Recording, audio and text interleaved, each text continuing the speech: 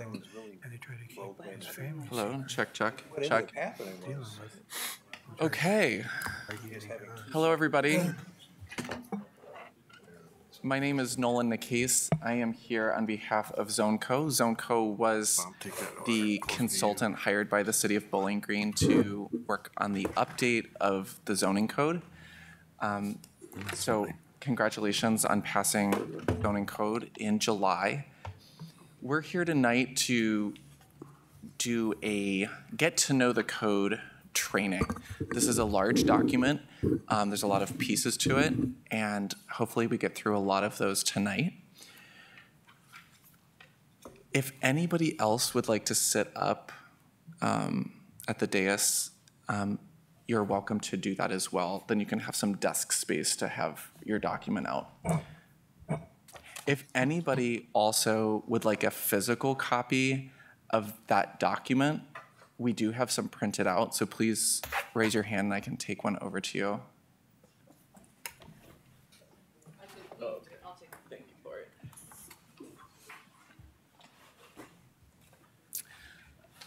Oh, okay, there's a couple over there.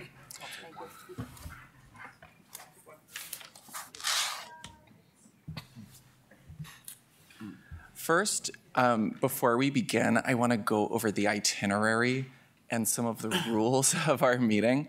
The itinerary, we're going to start out with some introductions. There's a lot of people in the room, so I don't know if we're going to do individual introductions. Then we'll go into scenarios. Part of how I like to do these trainings on Get to Know the Code is by going through some common scenarios that you may come across as people put through proposals or applications for change of uses, for example. And then at the end, we'll go through some questions. Some of the training rules is please excuse yourself when you need to. So some people, this is a long training. We have it scheduled from 6 o'clock to 9 o'clock. So if you need to excuse yourself because you have other obligations, feel free to do that. I have my phone on a timer set for 7:30, so we'll take a break at 7:30, so know that that'll be a scheduled break. Also, please ask questions. You can raise your hand and ask me a question. Or if you think that the question's not appropriate at that time, we're going to have a question section at the end, so you jot down that question for yourself and bring it up at the end of the meeting. And then I also want you to know that this training is being recorded and is being published on the city's video accounts on YouTube. So just be aware that, this is all being mic'd and recorded. Any questions about the itinerary or tonight? Okay, well, let's get into introductions. Again, my name is Nolan Nakase. I was hired by the city of Bowling Green. Our company was hired by the city of Bowling Green to update the zoning code, and that finished up in July. I'm an urban and environmental planner and based out of Cincinnati, Ohio. Maybe some people can give introductions of the group that you're with, if you're a citizen, why you're interested in this training. A chair of any of the boards want to introduce so people know who's here in the audience. I guess I'll start then. I'm Greg Robinette, member of council. Tom Stalder, Planning Commission. Bob McComber, Planning Commission. Judy Annis, Planning Commission and Zoning Board of Appeals. Hobie Johnson, Zoning Board of Appeals. Jason Westgate, Code Enforcement. Joe Phillips, Planning Commission. David Drain, I just live here. What do you mean you just live here? Oh, Eric State Planning Commission, and I live here. There we go. Broadwell, I'm a new member of Planning Commission. Jeff Ennis, City Council. Ed Baker, citizen. Fred Hepke, citizen. Mark Allenboss, City Council. I too live here. Jan Clarkson McLaughlin with BGN Days. Chris Ostrowski, Zoning Board of Appeals. Brad Noble, Zoning Board of Appeals. Brian O'Connell, Director of Public Infrastructure. Jim O'Neill, Assistant Utilities Director. Martha Wolke, Community Development. Katie Thompson, Economic Development. Lori Trotter, Municipal Administrator. Mike Osbacher, the mayor. Who are you? Heather Saylor, Planning Department. Well, very good. Well, thank you, everybody. So now we all know who's here. Let's get into first. I know I know a lot of people cannot see this. If you're in the front here with your screens, are your screens on? Can you see? Okay, very good. So you'll Put it in presentation though. Oh, thank you, Lori. Yes. A little bit bigger. Don't mind. A little bit bigger for you. If you have a hard copy, you'll be able to see this towards the beginning. This is the table of contents. I just wanted to go over this before we start with the scenarios so that you know how this code is arranged. And that was part of the update process was arranging this code. So if you start, the Article 1 is Introduction to Using This Code.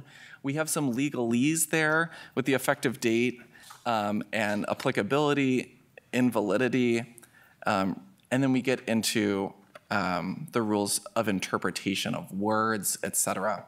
So largely, you probably won't use Article 1 all that much. It introduces the code. Article 2 is going to be a lot of the use of this code. Those are the district and zone regulations. So in this code, we do have some areas called zones and some areas called districts. And those are defined in, with district or zone specific standards in this article.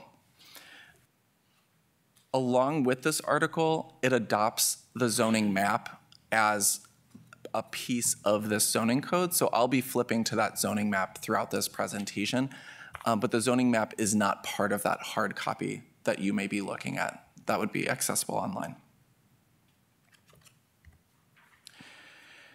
The next article is uses. Uses is another very important part of this zoning code. Uses talks about which uses are permitted in which districts and zones. Additionally, uses talks about some of the specific standards applicable to accessory uses.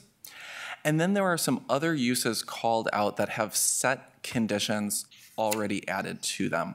So for example, excuse me, for example, if you go to section 150.48, that's automobile fueling station, and that has some standards already applied to it. Even if that's a permitted use, there are set use-specific standards. The next article is Article 4, and this is generally applicable standards. When we say generally applicable, we mean that these apply to all districts unless specifically called out that it's not applying to a district. So with this, we'll have off-street parking standards, bicycle parking standards. We have drive-through facility standards, street trees, fences, buffering, outdoor lighting, and signage. Next, we have Article 5, nonconformities. Nonconformities is important in any code because that's part of what continues an old code standards into new standards. So say you're already operating a business and the new code now deems that business as non-conforming. What do we do with that? We can look at the nonconformity section and see what rights we still have.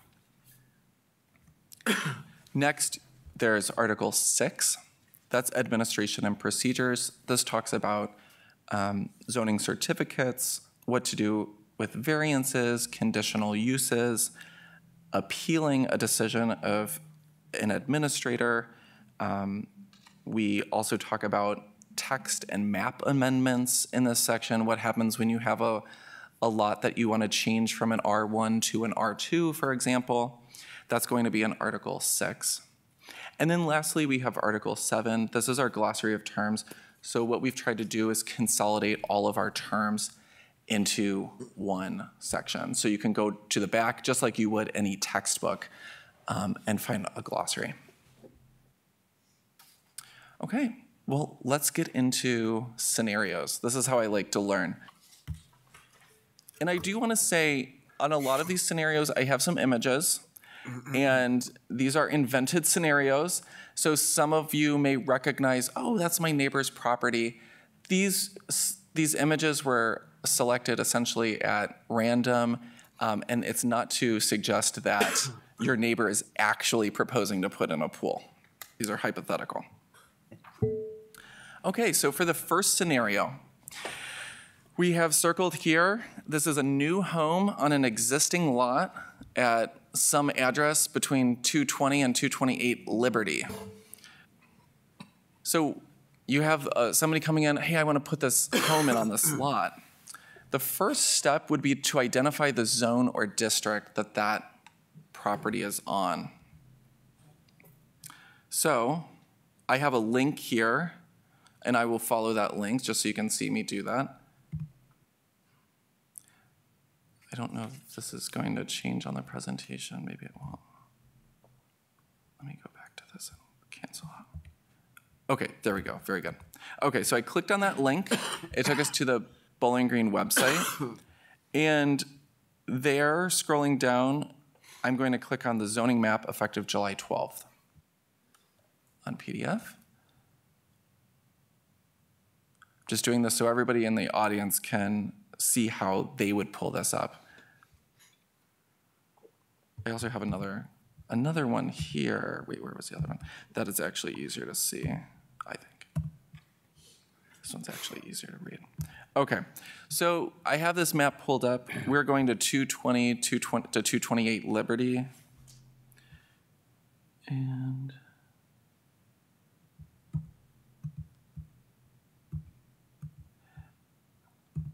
that falls in this area, if you can see my cursor, but a little bit north of downtown and a little bit west. And that is in the PR district. So we've looked at the map, we understand what district that's in. That's the pedestrian residential district.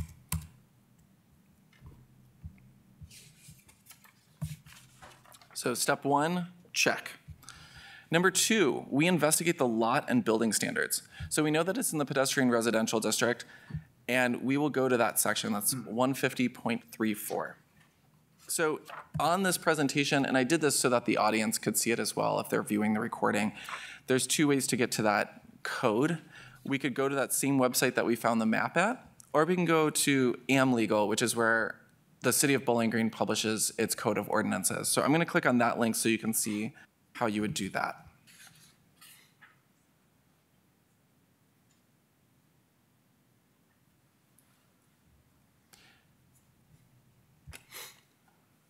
Okay, so here you see we're in chapter 150, the zoning code, and we can scroll down, this is the table of contents, until we get to the pedestrian residential district. Okay, so this is the pedestrian residential district. We can see that part A is the intent. B says lot, building, and design standards. So those are set forth in the following table.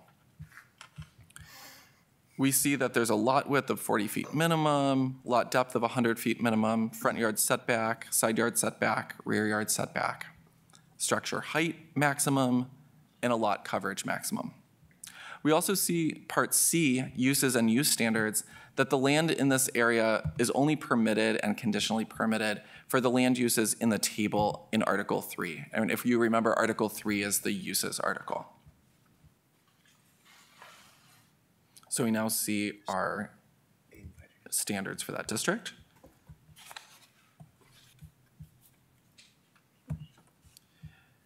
And then next step, number 3, is to investigate the use permissibility for one-unit dwellings. So the person was proposing to put in a new home. It's going to be a one-unit dwelling.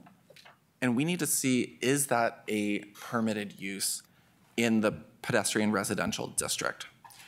I have here section 150.42 and 150.60. So let's go to those sections together.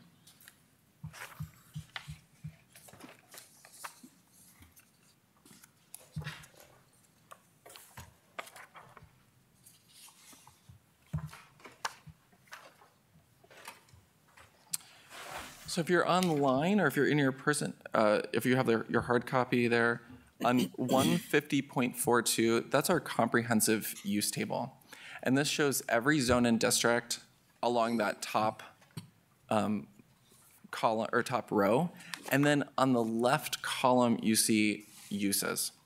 So we're going to scroll down, they're in alphabetical order. We're going to scroll down the uses until we get to 1 unit dwelling. And on 1 unit dwelling, if you go across, follow your line to pedestrian residential district, PR, you see that there's a P. And the P is for permitted.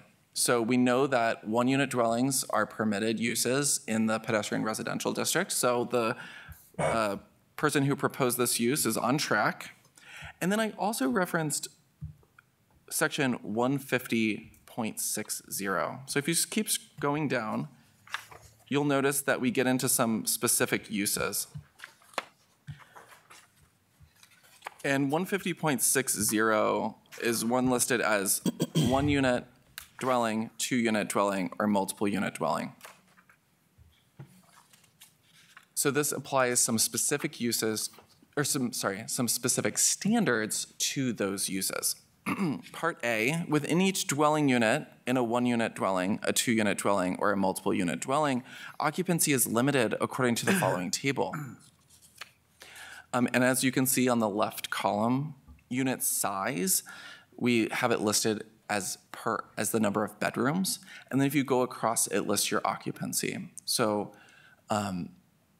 let's assume that this is going to be a 2-bedroom home. So that falls under the row of 3 or fewer bedrooms. And we know that the max occupancy can be a family plus 2 unrelated individuals, or it's permitted to have 3 unrelated individuals. So when you see option 1 and option 2, both option 1 and option 2 are permitted. The next, B, it says in the central business district. Well, that doesn't apply to this, as we're in the pedestrian residential district. And then part C, the Access Management Committee, under the authority of the Access Management Policies and Guidelines, shall approve ingress and egress of multiple unit dwellings. Well, this is not a multiple unit dwelling, so that does not apply. Okay, so we checked that off. And then number 4, investigate general applicable regulations, such as parking, lighting, signage, street trees, and fences. So this takes place on section 150.72. So I'll go to that section with you, 150.72.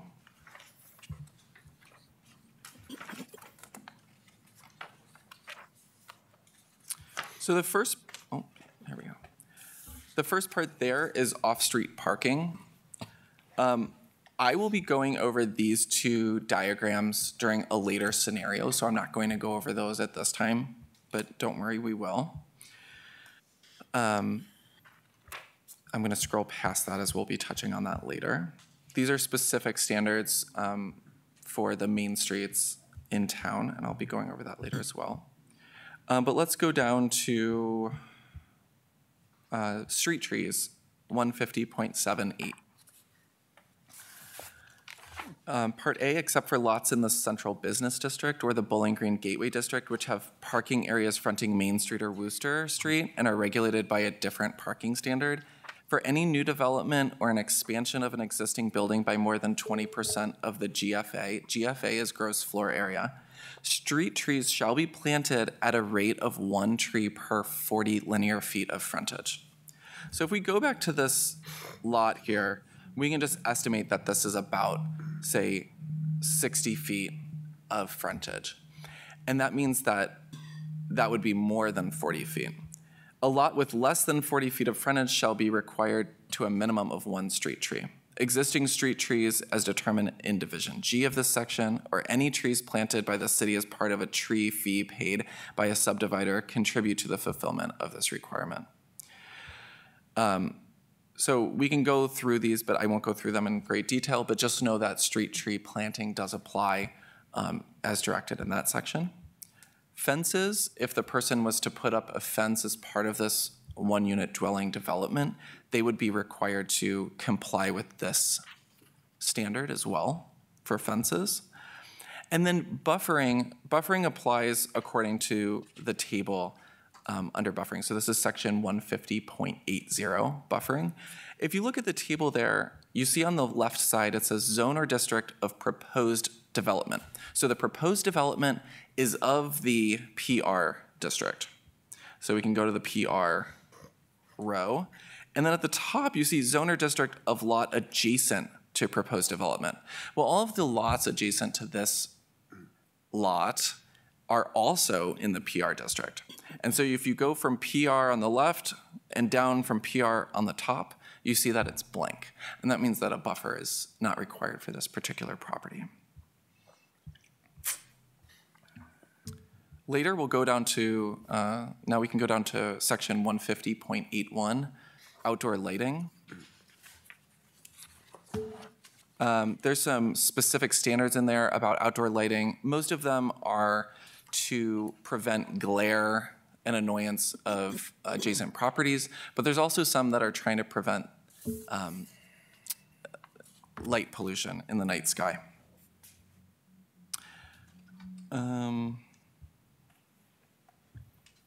So you can see some standards here on the table 27. Lastly, there's sign regulations, but we're going to assume that there won't be any signs at this property. But know that the sign regulations are in the generally applicable article. Okay, back to the presentation. So we checked in on the generally applicable regulations, and now we're going to consider the administration and procedures article for details on permits and variances. So that's in section 150.92 to 150.97. I'll go down to 150.92.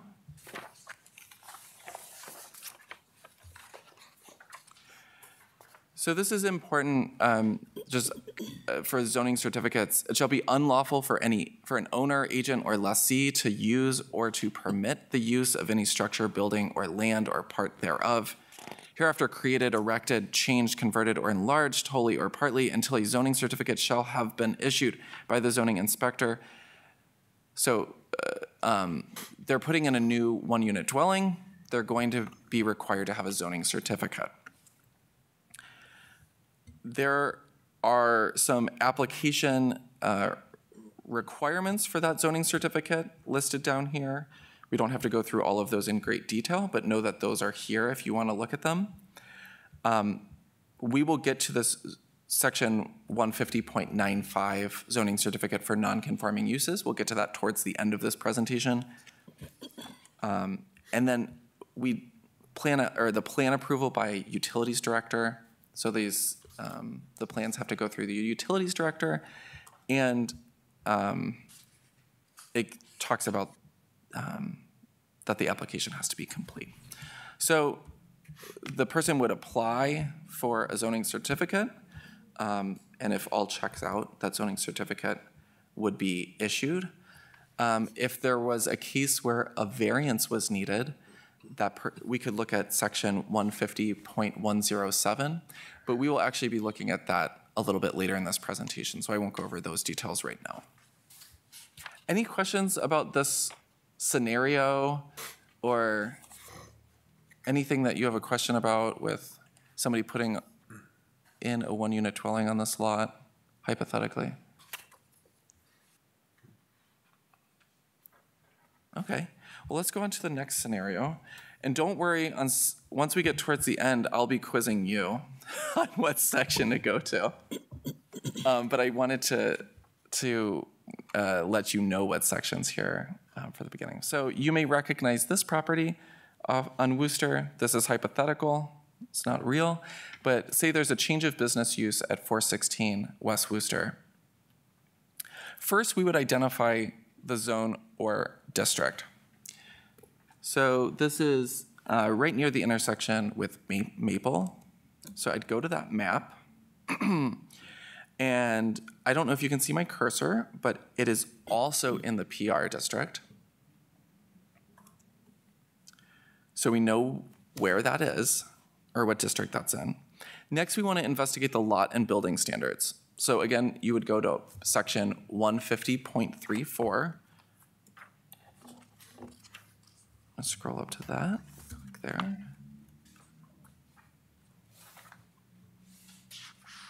Okay, 150.34. So we've seen this before. These are the lot width, lot depth, and then the setbacks for the front, side, and rear yards, the structure height maximum, and the lot coverage.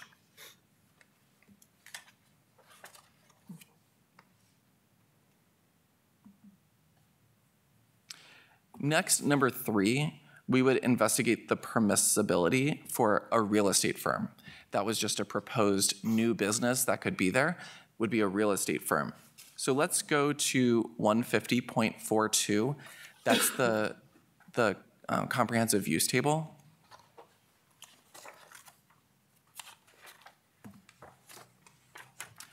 And we're going to look for real estate firm under ours.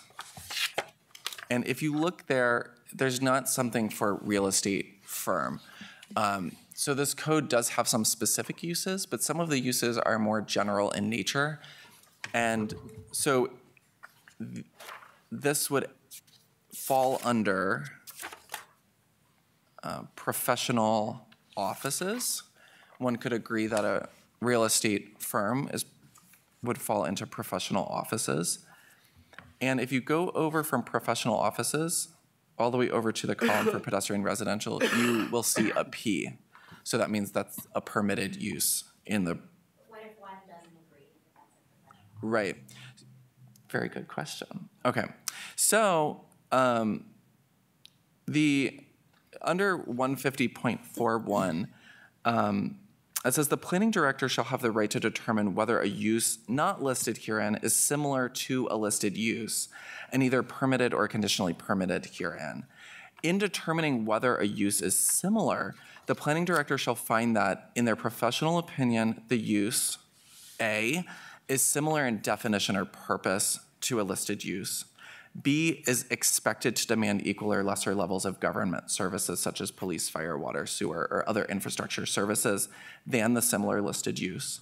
C, is expected to have an equal or lesser negative impact on public health, safety, and environmental quality than the similar listed use. And D, is expected to cause equal or lesser transmission of noise, light, vibration, and air pollutants to neighboring properties than the similar listed use.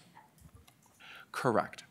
She would also have to reference the definition of professional offices. So she would have to look and say, does this reasonably fall within that? Of course, if we wanted to list every use, we would have 10,000, and we would surely forget some even in that process. So there is some interpretation that does have to happen with this code and with any code. But good, very good question. In this particular case, I would interpret a real estate firm to fall under professional offices appropriately and see that as a permitted use in the PR district. Now, we also have to ask when we're looking at uses, are there any specific conditions already added by this Article 3 for professional offices? So I'm going to scroll down, or I'll scroll down the table of contents here on the left of this AmLegal site.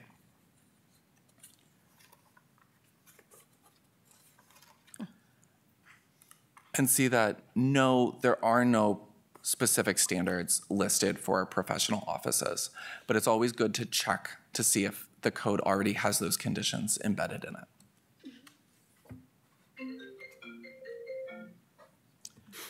Next, part 4, we're going to investigate nonconformities regulations. The reason I say that is this is an existing building, and let's imagine that it's too tall, okay? It's already above 35 feet. We can imagine. I don't know if it is. So the nonconformities regulations, if this building were too tall, is under section 150.85.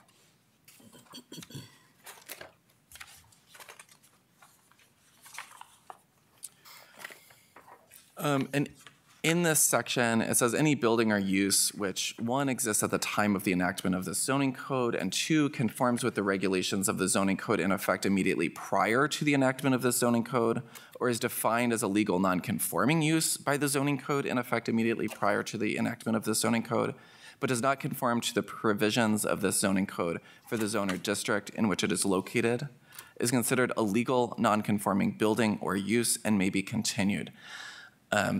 So this is essentially saying that the zoning code in effect prior to this zoning code likely listed this building, say it was over the height, I don't know that it is, but say it was over the limited or the maximum height, it listed it as a legal non-conforming use. The building was probably developed before that zoning code's time. And so according to this statement, it is now considered a legal non-conforming building by this code. Now, because the building is non-conforming, it can continue as it is. And you'll see in these sections, it cannot be expanded in a way that increases that non-conformity. So you wouldn't be able to put yet even more height onto that building if it's already exceeding the height regulation. But adding a different use to a non-conforming building, that use is permitted and the building is legal non-conforming, so that would be permissible.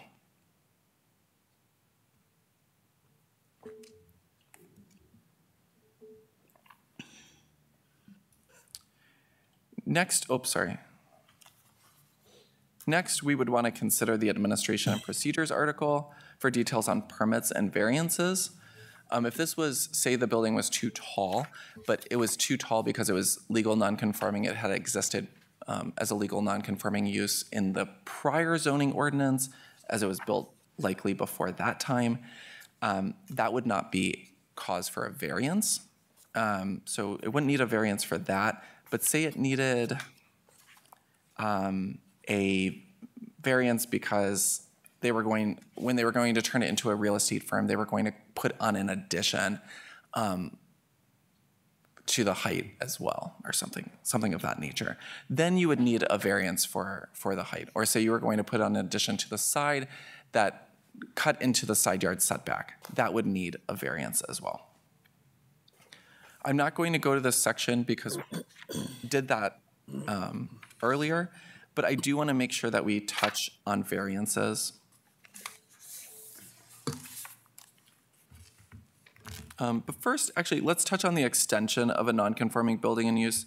Like I was saying before, an existing non-conforming use, this is section 150.86. An existing non-conforming use may be hereafter extended throughout those parts of the building which were manifestly arranged or designed for such use at the time of the enactment of this zoning code. No building or premises containing a non-conforming use shall hereafter be extended unless such extension shall conform to the provisions of the zone or district in which it is located, and such extension is approved by the Zoning Board of Appeals as set forth in 150.105. What this is saying is that if you have a non-conforming use, not talking about the building in this particular case, but if you were talking about a non-conforming use, say you had a restaurant and it was only using the first floor of a structure, but the restaurant is now by this code made a non-conforming use, and the restaurant is in a building that has a second floor, and the restaurant wants to expand into that second floor. That's where this would come into play is, was that second floor manifestly arranged or designed for such a use at the time of the enactment of this zoning code? Of course, you could always make the second floor arranged for a restaurant use at any time, but was it arranged or designed for that restaurant at the time of the enactment of the zoning code? And if it was, that would be an extension within that building, an extension of that non-conforming use into that space. If it was normally a residence, it was an apartment above the restaurant, we would say that that wasn't manifestly arranged or designed for that restaurant use at the time of the enactment of this zoning code. So that's that language there, kind of the expansion of the space of that use or expansion of the intensity of that use into a space, whether that was manifestly arranged or designed for such use. No building or premises containing a non-conforming use shall hereafter be extended unless such extension shall conform to the provisions of the zone or district in which it is located, and such extension is approved by the Zoning Board of Appeals set forth in 150-105. I'm going to go to 150-105. On 150-105, the board may grant the following extensions. A, an extension of a non-conforming building upon a lot occupied by such building or on an adjoining lot, provided that such lot was under the same ownership as the lot in question at the time the use of such building became non-conforming, and that such extension is necessary and incidental to such existing non-conforming use. And provided that the extent of such extension shall not exceed in all 20% of the existing ground floor area of the existing building devoted to a non-conforming use, and that such extension shall be within a distance of not more than 25 feet of the existing building or premises, and provided further, only one such extension will be permitted. An extension, well, I don't want to read the entire code to you, but I want you to know that this is here for your reference at the time that may become applicable. I have to watch my time, otherwise I'll ramble and it'll go over 3 hours, which none of us want. Next, I'll go into another scenario. This is in an R1 district, or sorry, R1 zone. And this is about a driveway widening proposal. So if you can see the image, we have two homes next to each other, each with a driveway. And where the red line is an example of where one landowner may want to expand that driveway. So first, let's look into lot coverage in the R1 zone. So that would be found under Article 2, Districts and Zones, and R1 zone is section 150.23.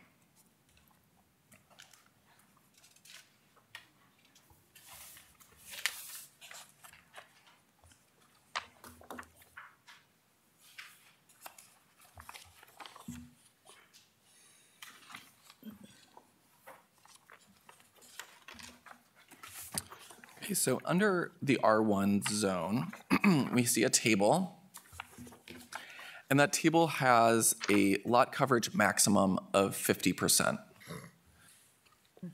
Now you might say, okay, lot coverage, is that just buildings?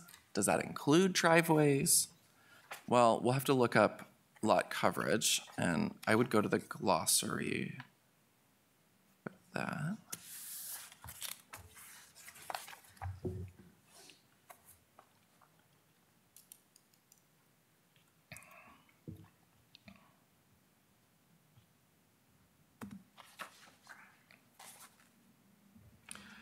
Under the glossary, this is at the very end of your hard copy, if you have a hard copy, or that would be Article 7.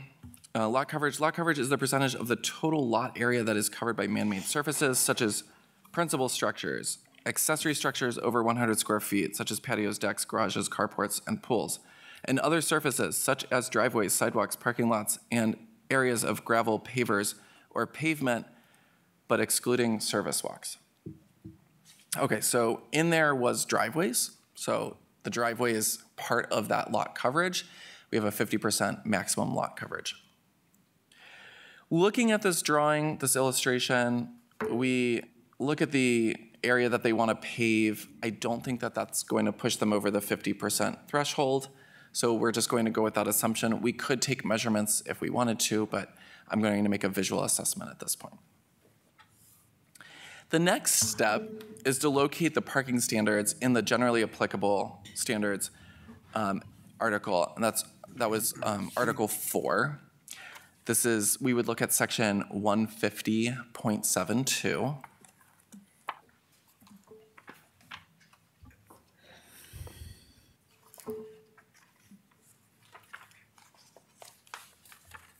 So in 150.72, this is off-street parking.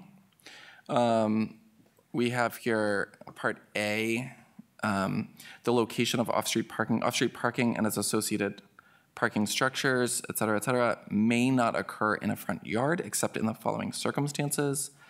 A, the parking activity is located on a lot that fronts Wooster Street or Main Street and complies with specific provisions that we list later. Or B, the off-street parking occurs on a driveway. We're looking at a driveway here.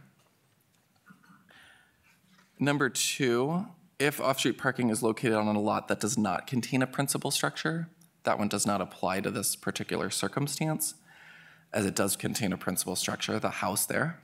Part 3, where serving a 1-unit or 2-unit dwelling use, a driveway may not exceed a width of 10 feet or the width of a garage to which it leads, whichever is greater. So in this particular case, I'm going to go on to part 3 here, which will answer this. Evaluate, it is parking in the front yard, sure, which is only permitted on driveways. Does it meet the definition of a driveway?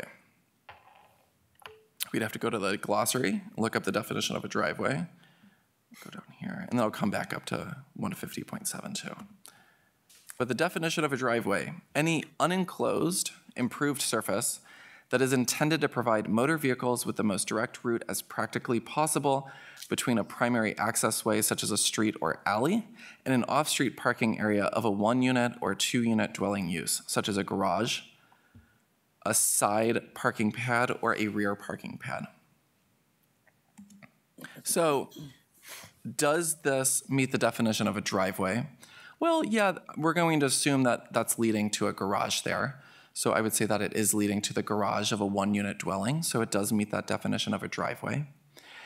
Part 4, does it meet 172A3? And that's what we were looking at with the 10-foot max or the width of the garage, whichever is wider. What do you think?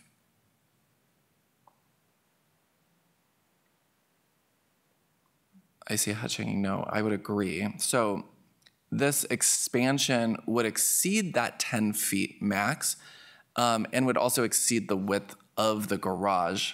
So it doesn't meet section 150.72.A, part 3. And does it comply with the next section? Let me go back up to 150.72.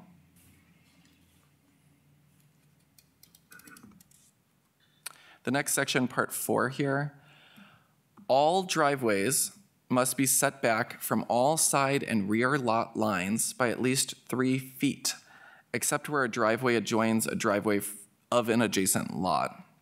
The area contained within the setback may not be paved. In this particular example, I'm going to say that it's only set back 1.5 feet, not 3 feet, from that side lot line. In this case, it would not comply with that part 4.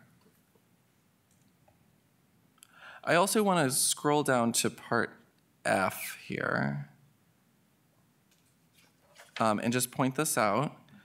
Any off-street parking or loading space or driveway or storage area for its entire length and area shall be of a hard, dustless surface, and in parentheses, asphalt, concrete, brick paving blocks, porous pavement, or porous pavers, and drained according to sound engineering practices as approved by the city engineer.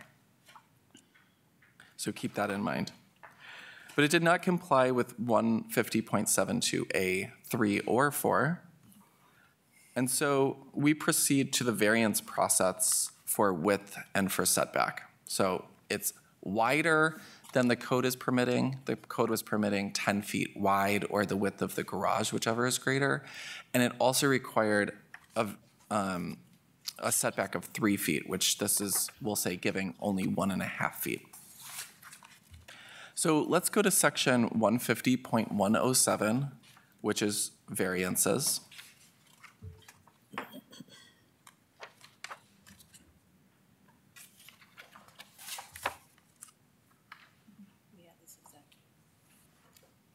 Well, there you go. Okay. So maybe this is it's hypothetical, but not so hypothetical. Okay. 150.107 variances. The board shall have the jurisdiction to grant variances from the provisions or requirements of this zoning code. And some criteria for granting a variance. In order to grant a variance to a numerical provision, the board must find that the strict application of the zoning code would create practical difficulties for the property owner. In exercising its variance power, the board may impose such reasonable conditions upon the applicant as it deems necessary to accomplish the purposes of this chapter. And when it says this chapter, it's referring to chapter 150, so the entire zoning ordinance. An application must present credible evidence of the following so that the board may determine whether sufficient practical difficulties exist to warrant the variance. And then also, when determining whether the strict application of the zoning code would create practical difficulties for the property owner, the board shall consider. So these are considerations. And you can go through those, but I have some examples on the slide.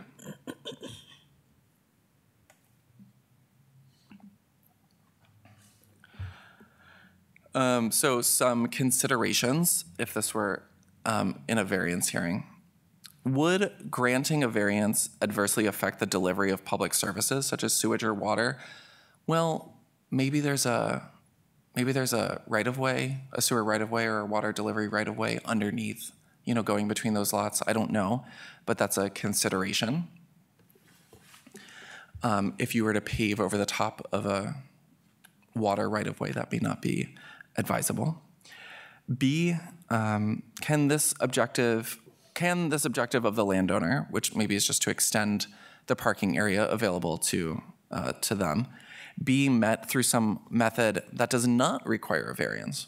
Well, surely maybe they could extend it only to 10 feet or to keep that side setback of 3 feet, or maybe they could extend it on the other side to keep that side setback, rather than on the side lot line, extend it towards the center of the house. So it's just some ideas. C, would neighboring properties suffer a substantial detriment as a result? I think that's fairly severe to say of paving a little bit of extra yard. D, is the variance substantial? That's going to be a determination that you don't have to make. It's a consideration that you could think about. What does substantial mean? And that's why this is going before a board rather than an administrator, because some of these questions don't have absolutely clear black and white answers. Does the strict application of the code cause practical difficulties? Depends on why they need this expansion of the driveway, I suppose. And then, are there conditions that the ZBA is needing to implement? What would some of those conditions be? Maybe a sloping away from the neighbor from a drainage standpoint, to avoid some swamp areas right there on the neighbor's property, or some curbing right along the edge so that it's not dumping water onto the neighbor's yard. Just some ideas, but some conditions could be applied according to that section 150.107.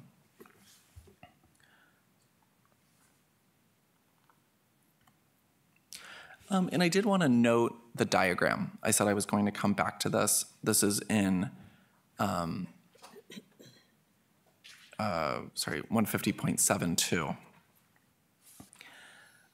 Driveway paving regulations. I'm going to go to the diagram and then I will go to 150.90. But let's go first to 150.72.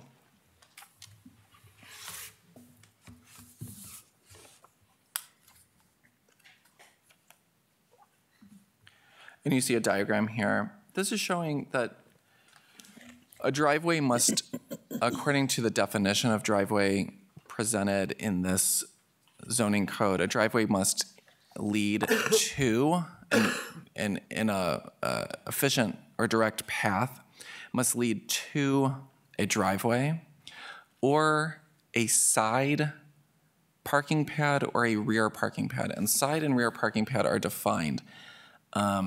So we can look up that definition. I believe there's a threshold for the size of a parking pad. I believe it's either 1,200 square feet or 1,500 square feet as the maximum size. So it's not leading, a driveway doesn't lead to the entire backyard being paved. But you see on the left, there's an X through it. On the far left image, this is a cars parked in an area that would not be considered a driveway because it does not lead to a garage or parking pad in the side or rear yard. And the second one, B, is not on a, I don't know what the term was, a direct path or as efficient path as practically possible to that garage. So you see how the driveway twists about creating extra parking in that front yard. So that would be not considered a driveway. C, there's a driveway that's leading to a rear parking pad. D, there's a driveway leading to a garage. And then E, there's a driveway that's leading to a garage and a rear parking pad.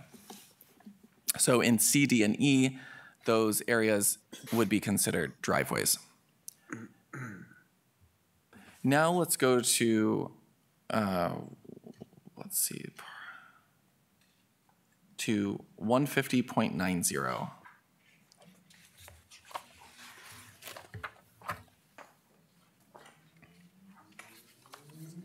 So 150.90, this is under the nonconformities article. That's Article 5. In 150.90, this is strengthening and restoring permitted structures and pavement areas. So this applies to, oh, I'm sorry. This is not showing up on my, let me make sure that shows up. Okay, that's better. So 150.90, this refers to all structures, but most of it actually refers to pavement areas. Part A, nothing in the zoning code shall prevent the strengthening or restoring to a safe condition of any part of any nonconforming building, structure, facility, or sign declared unsafe by the city or county. So the zoning code is not trying to create unsafe scenarios. In fact, part of its entire purpose is to create public safety. So we have to consider Part A. Part B, this refers to parking areas. If gravel or stone, a nonconforming off-street parking area may be repaired and maintained, provided that the repair or maintenance does not expand or relocate the nonconforming off-street parking area. So if you need to repair a pothole or an area that's sunken in or something, for example, this is giving that nonconforming off-street parking area the ability to do that. Part C, if gravel or stone, a nonconforming off-street parking area may be replaced with asphalt, concrete, or other similar paving material, provided that such replacement with asphalt, concrete, or other similar paving material is a complete replacement of the parking area and that no portion of the lot remains paved with gravel or stone, and provided that the replacement does not expand the nonconforming portion of the off-street parking area. And then D, if asphalt, concrete, or other similar paving material, a nonconforming off-street parking area may be reconstructed with pre-approval from the City of Bowling Green Planning Department, provided that the reconstruction does not expand or relocate the nonconforming portion of the off-street parking area. I am not saying that the parking area in this example of the house trying to expand its driveway was nonconforming. I just wanted to make sure that I was pointing this out in the case that you were dealing with a nonconforming area. Any questions? Okay. We've been here an hour, so that's dense. Oh, thank you so much for coming. Scenario 4. I'm just trying to, on another side of town here, moving around. So this is related to an accessory dwelling unit. We are looking, so the first step, somebody says, I want to put in an accessory dwelling unit. Okay, the first step, we're going to identify the zone or district of that property. This is actually encircling 2 properties, I believe, but that is okay. Say they wanted to put one on each of these. This is 917 and 929 Morning Dove Lane. So let's go to the map. Who can tell me where that, or what zone or district that would be in?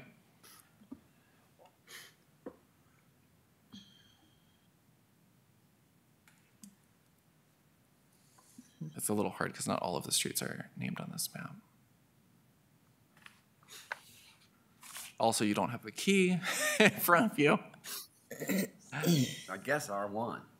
It's right actually at R2. It's right on the line. So right where the R and the N is of morning, right under the R basically is this particular property. So it's right on the edge of R1 and R2, but it's in the R2. Sorry, I made that an impossible task when I didn't show the legend as well. Okay, so maybe you're, the next thing is that what we're going to look at that zone or district. So this is the R2 zone. Let's go to Article 2, Section 150.24 and see what we see there.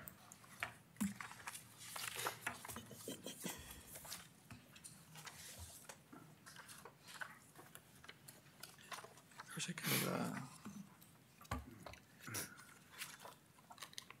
okay, calling on the audience. I don't. What do you see of note related to an ADU in the R2 zone? Anybody up on the dais? Yes. It's conditional. Okay, so you're looking already at the table of the comprehensive use table, likely, and that's good. That's the next step. So I'm going to call back on you for that.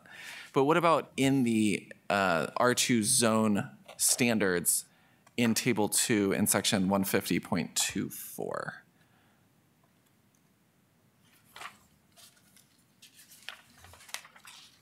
What pieces do we need to pay attention to? Lot coverage. Good. So we need to pay attention to lot coverage, especially on these ones that we're calling out. They already have they already have buildings there. They already have driveways. So there's a maximum lot coverage of 65%. So that's good that we're looking at that. With the front yard setback, side yard setback, rear yard setback, structure height, we are going to see under the use article that accessory uses also have their own, and there may be some applicable to accessory dwelling uses or accessory dwelling units. So we can look more into that. But let's keep these setbacks in mind as we look for more specifics on ADU. Okay. Very good. The next step, part 3, investigate use permissibility for accessory dwelling unit. So at the end, you said that accessory dwelling units were Conditional. conditional. Okay, and how did you figure that out? Looked in the table, Okay, table of allowed uses. It's on page 40. okay. So page 40 for people who have a hard copy. And what section is that? 150.42. Okay, 150.42. Is that page 40? Oh, no, it's actually 44. 44. Page 44. So yeah, it is 150.42. Okay, so you went to accessory dwelling units on that comprehensive use table and went over to the R2 and you saw a C. So the C stands for conditional. Thank you. And then if we look later in this section, or this article, excuse me, keep going down, we see some specific standards for accessory uses. So let's go through these. Part A, accessory uses, so I'm in section 150.44, 150.44. Part A, accessory uses must be secondary to and customarily associated with a principal use of the lot. B, accessory uses are permitted in any zone or district unless otherwise specified. C, a zoning permit is required for any accessory use that occupies an accessory structure of more than 100 square feet. An accessory use and any accessory structure in which it is conducted must be located on the same lot as the principal use with which it is associated, unless a variance is granted by the Zoning Board of Appeals. And Part E, accessory uses and their structures include but are not limited to. We can go down the whole list there. Part F, required setbacks for accessory uses. An accessory use must meet the setbacks as described in the accessory use setback table on the following page. And other setback requirements are as follows. The top of bank of a retention pond, well, that's not this case, but this exists. Part B, fences and gardens are not required to comply with minimum setback requirements. Hot tubs are not required to comply with minimum setback requirements for accessory structures. And then we get into some swimming pool, hot tub, and retention pond fences, specific regulations there. You can see that there's a table that has some setbacks for you. So you can follow that table for garages, swimming pools, or recreational ponds and other accessory uses to see what the setbacks would be. And then Part J is particularly important to this hypothetical scenario, and that's Part J is specific use regulations for accessory dwelling units. Who wants to say, or any part of this that jumps out as critical in this case?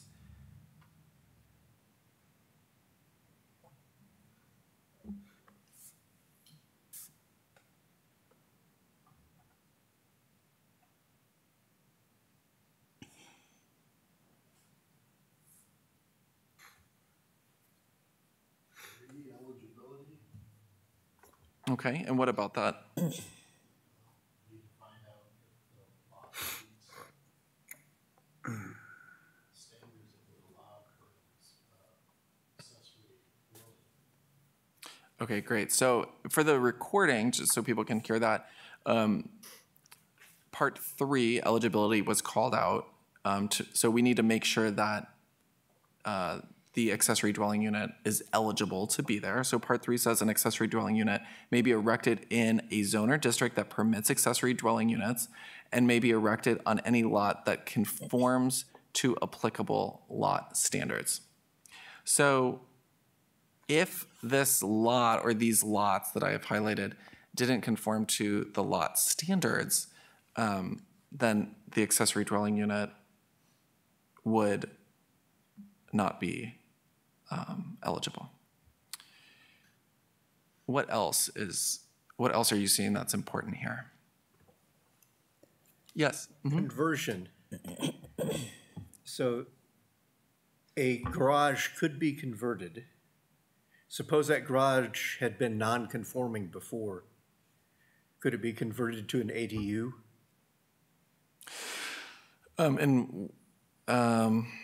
Could a garage that was non-conforming, and it was considered legal non-conforming, so it was,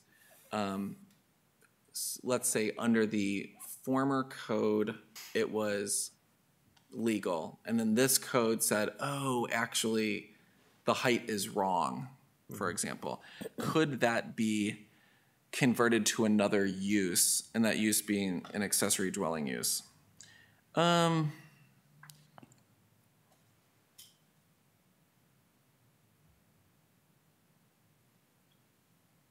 This has actually come up before in other cases as well. I would have to read more into it, but my first inclination would be to say yes, as long as that meets the standards for accessory dwelling uses. So I wonder if we have anything here. So size and height, no accessory dwelling unit may exceed 1,200 square feet. So assuming that the garage is not that large, if an accessory dwelling unit is detached from the principal structure, it shall not exceed 25 feet in height. So if the garage was non-conforming because of its height, we have a specific use standard that also, that is unrelated to the building. So that's What important about a to keep in mind. setback? Yeah, if it was non-conforming for setbacks. Let me see. That's a very good question. Let's go to 10 and let's read through these. So this is part 10 under J of section 150.44. So 150.44, part J, and then part 10. Let's read through this and see if it gives us some indication on this code. Part 10, setbacks of accessory dwelling units. A, if an accessory dwelling unit is attached to a principal dwelling unit, it shall maintain setbacks applicable to principal structures in the zone or district in which it is located. If the principal structure is non-conforming with applicable setbacks, an accessory dwelling unit may be attached to the principal structure if its creation does not increase the degree of nonconformity.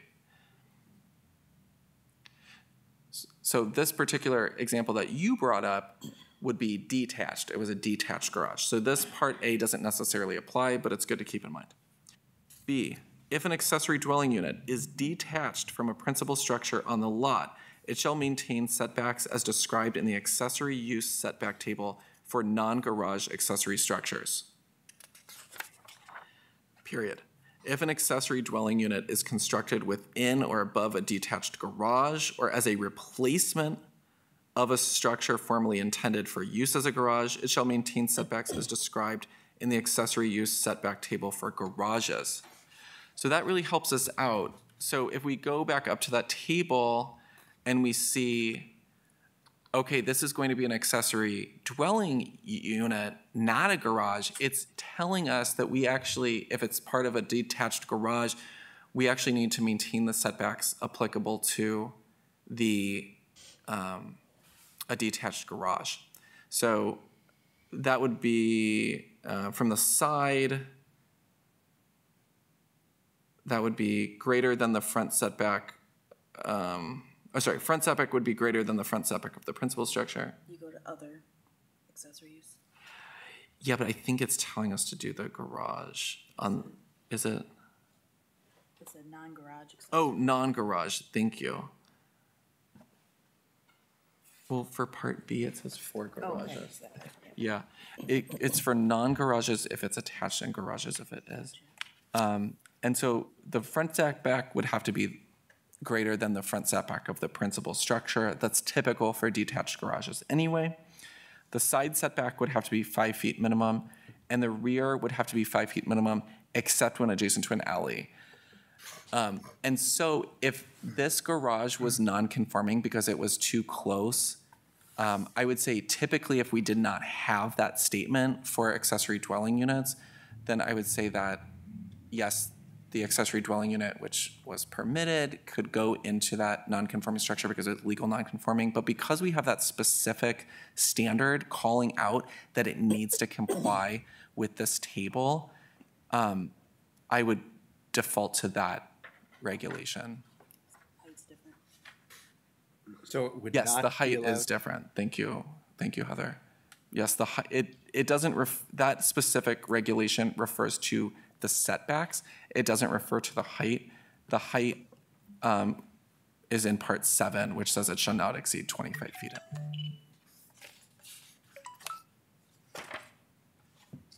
And then going back to part 10, part C says building coverage. The accessory dwelling unit coverage shall be considered when calculating lot coverage. So this applies for a detached or attached accessory dwelling unit. Any other questions? That was a really good question, and it's something that could come up. So thank you for asking that. I'm glad that this code gives some direction in that regard.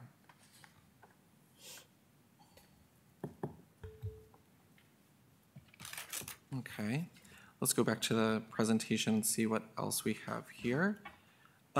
Next, we want to consider administration and procedures articles for details on permits and conditional use approvals. So as was indicated in the comprehensive use table, accessory dwelling units for the R2 zone are conditional. It had a C. So that means that it needs to get a conditional use approval. So let's go first. Well, let's go, to that section first. That's 150.99. 150.99.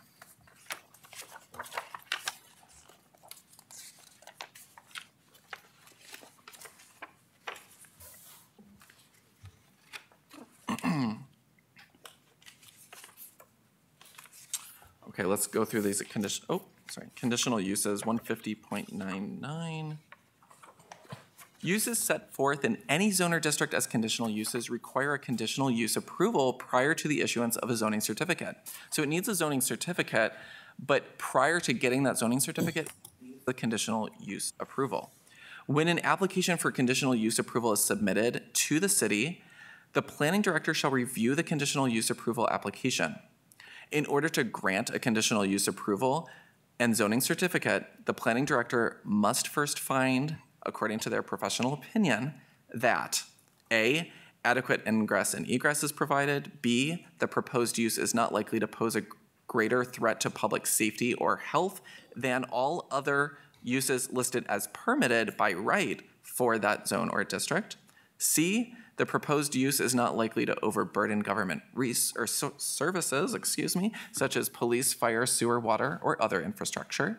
D, the proposed use is not likely to cause a greater negative impact on the environmental quality than all other uses listed as permitted by right for that zone or district. E, the proposed use does not conflict with objectives set forth in the most current adopted comprehensive plan.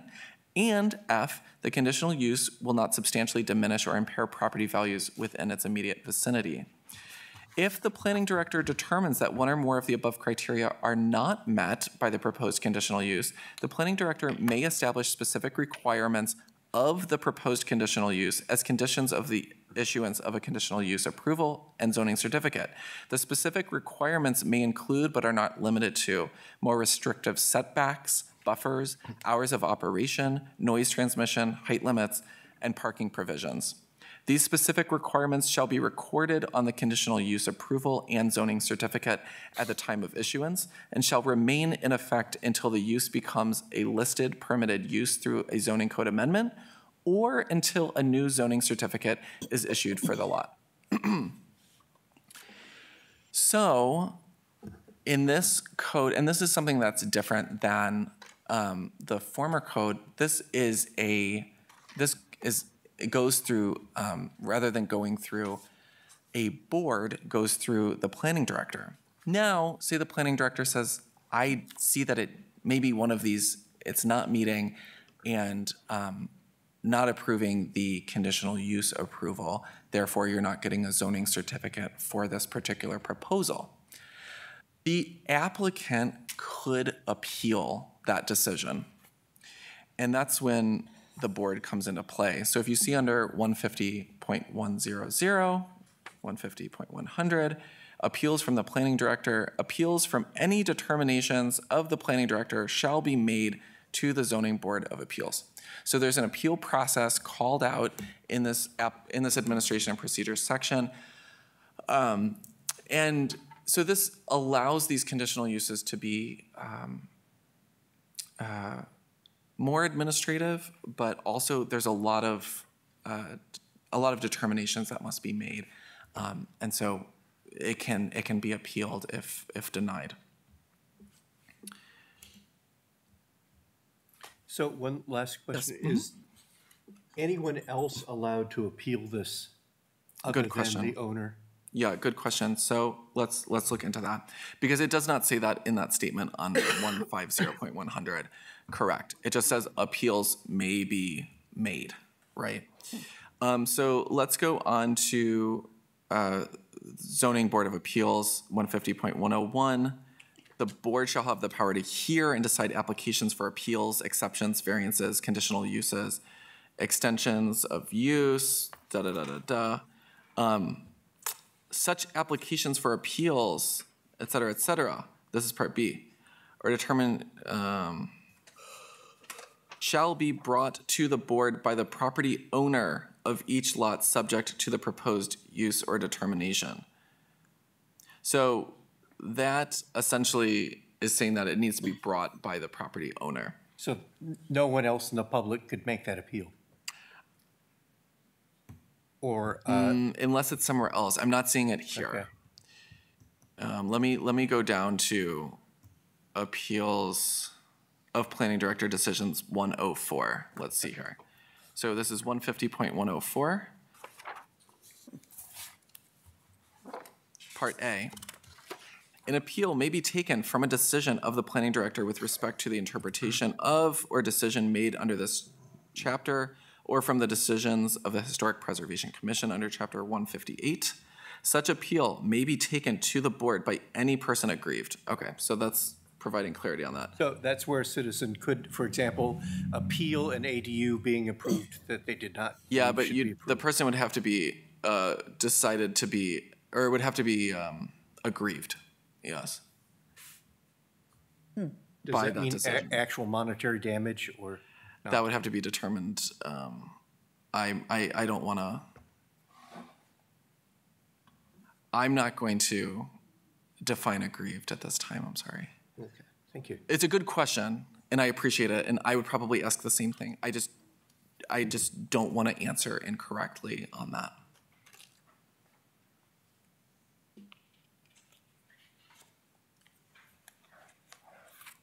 I think that would have to be.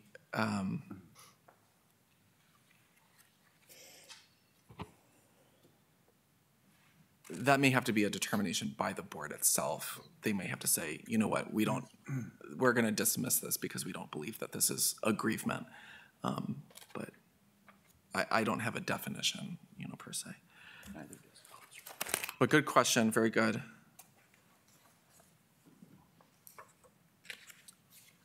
Okay, well, any questions about this particular hypothetical situation with the accessory dwelling unit? I do want to call out as well that accessory dwelling units in this code are new, that we're calling them out. There are some other specifications or some other standards that apply to them that we have not covered, and those are under that accessory uses part J. So that's 150.44, I believe. Yes, 150.44 part J. Part of that is that quantity, no lot may contain more than one accessory dwelling unit. We also have occupancy and use. An accessory dwelling unit must conform to all building code and health code standards applicable to all dwellings. On any lot with an accessory dwelling unit, one of the dwelling units, either the principal dwelling unit or the accessory dwelling unit, must be occupied at least 180 days per calendar year by the owner of the lot or structure, or in the case that the lot or structure has multiple owners or is owned by a corporation, one of the dwelling units must be occupied at least 180 days per calendar year by one of those owners or by one of the members of the corporation in ownership. We know that a lot of lots, a lot of homes are owned by LLCs, for example, and so we tried to take that into consideration when drafting that language. Parking, any off-street parking area must comply with the parking area location requirements in the generally applicable standards. So there are some standards that apply to ADUs that don't apply to other dwelling units. So keep those in mind, please. You know, we were going to take a break right at 7:30. It's 7:23. We're right at the end of scenario number 4. So I say we might as well take a break now. There are some refreshments and right through this door. Do they access through this door here? Okay. So there are some refreshments in there. Please use the bathroom, stretch, walk around, etc. And let's meet back Probably not. at 7:35. Okay. Let me move this.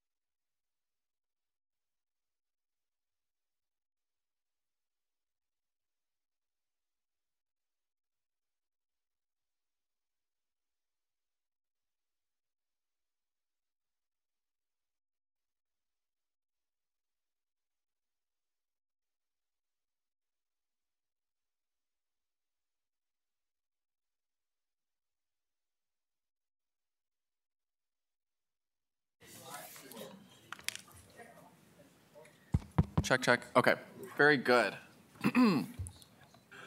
Okay, well, thanks for sitting through the beginning of this. We have some more scenarios to go, and then I will open it up for questions. So thanks. I know that this is a, maybe not the most thrilling thing, but hopefully it's very informative, and you get used to navigating the code, understanding where the different parts are, and where you should look for different regulations. So we just finished up talking about an accessory dwelling unit in R2 zone. Next, we'll go to another scenario. This is scenario number 5. And let's say that somebody wants to put through a map amendment. Just a hypothetical area. This is over on the other side of the highway, over by the Meijer. So let's say first we need to look up what the existing zone or district is. So I guess you'd have to be on a computer to know that, but I'll show you the map here.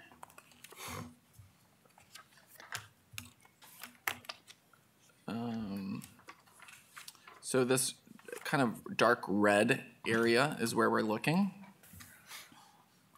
And that, according to the legend, is the IC, or the Interstate Commerce District. Sorry, it didn't project for you. I apologize about that.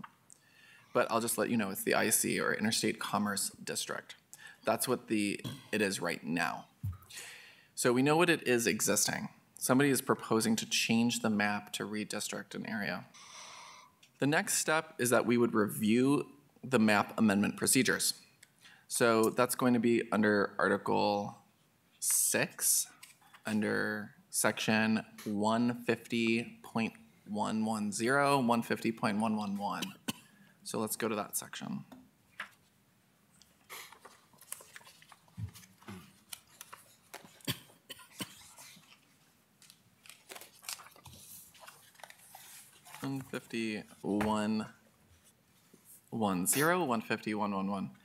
So under 150.110, this is text and map amendments generally. Whenever the public necessity, convenience, general welfare, or good zoning practice require, the council may, by ordinance, after receipt of recommendation thereon by the Planning Commission, and subject to the procedure prescribed by general law and by the charter of the city, amend, supplement, or change the regulations, district boundaries, or classification of property now or hereafter established by this chapter or amendments thereof. It shall be the duty of the commission to submit its recommendations regarding all applications or proposals for amendments to the council. And then we get into some details on those procedures. So in section 150.111, Part A, applications for any change of district boundaries or classifications of property as shown on the zoning map shall be submitted to the commission by the commission itself, the council, or the property owner of the property proposed to be reclassified. Next, Part B, upon filing the request for change in classification, the applicant, at their expense, shall erect a sign. So this is kind of the public notice portion of it there.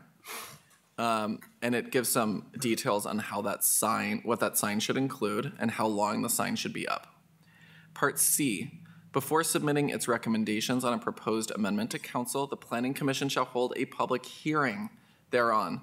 Notice of such a hearing shall be given by one publication in a newspaper of general circulation in the city, et cetera, et cetera. So this is, the Planning Commission shall look into this requested map amendment and have a public hearing on it. Part D, if the proposed ordinance, measure, or regulation intends to rezone or redistrict 10 or fewer parcels of land as listed in the tax duplicate, so that would be the case for this example, notice of the hearing shall be mailed by the planning director by first-class mail at least 20 days before the date of the public hearing to the owners of property within, contiguous to, and directly across the street from such parcel or parcels, to the addresses of such owners appearing in the county auditor's list. Part E, the commission may call upon the various departments of the municipality, upon the planning director, or upon expert consultants for assistance in the performance of its duties. And it shall be the duty of such departments or staff to render such assistance to the commission as may reasonably be required. F, the commission may recommend that the application be granted as requested, or it may recommend a modification of the zoning amendment requested in the application, or it may recommend that the application not be granted. The commission's recommendation shall be certified to council. After receiving the planning commission's recommendation on the proposed amendment and before acting on such amendment, the council shall hold a public hearing thereon. It shall give notice about that hearing. If the ordinance, measure, or regulation intends to rezone or redistrict 10 or fewer parcels, it needs to give out that mailing.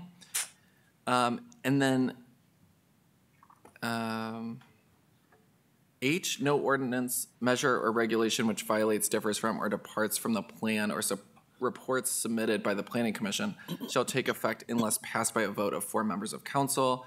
No ordinance, measure, or regulation which is in accordance with the recommendation, plan, or report submitted by the Planning Commission shall be deemed to take effect without the concurrence of at least the majority of the members elected to council. So basically, they're applying for a rezoning or remapping. They want to, instead of being in the interstate commerce district, say they want to be R3 zone.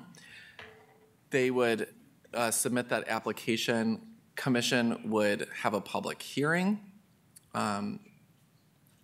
create a recommendation for council. Council would consider that recommendation, have a public hearing of its own, and then vote on whether or not to accept accept commission's recommendation or to take other action.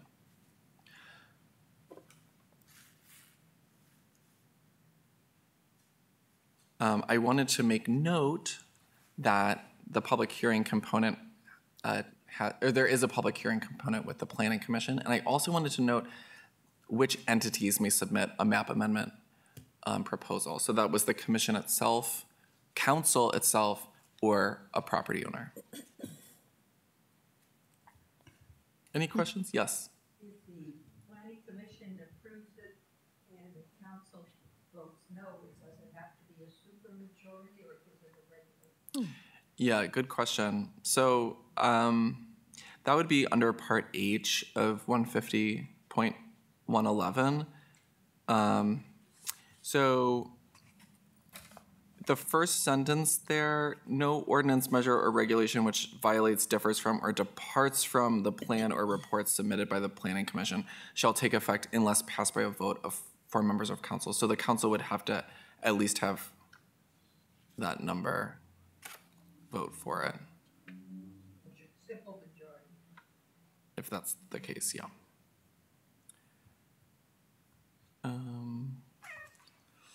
Joyce, if there are only 5 people showing up for council that night, a simple majority would be less than that, right?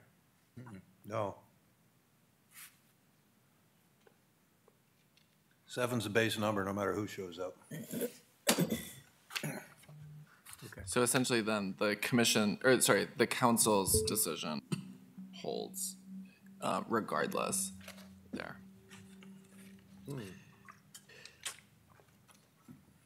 Let's go on to scenario number 6. Here is a lot, this is in the R1 zone, and they want to put in a pool. First step is to identify which zone it's in. I'm telling you it's the R1. So we would identify that using the map. The next would be to review the zone-specific standards. So let's go to that, to the R1 zone. This would be under Article 2.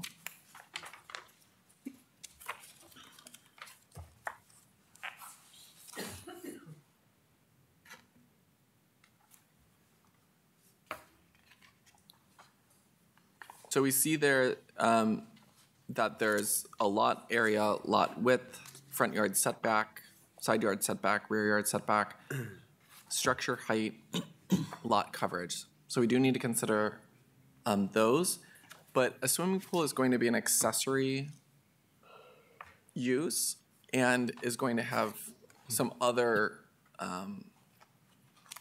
specifications. So we'll have to consider these, but consider the other specifications as we move along here. Number 3 is review pool-specific requirements. So that's under section 150.44. Accessory uses. We've been here before. So 150.44, this is just after the comprehensive use table. And we will look for things that relate to pools. So part F, required setbacks for accessory uses. An accessory use must meet the setbacks as described in the accessory use setback table on the following page.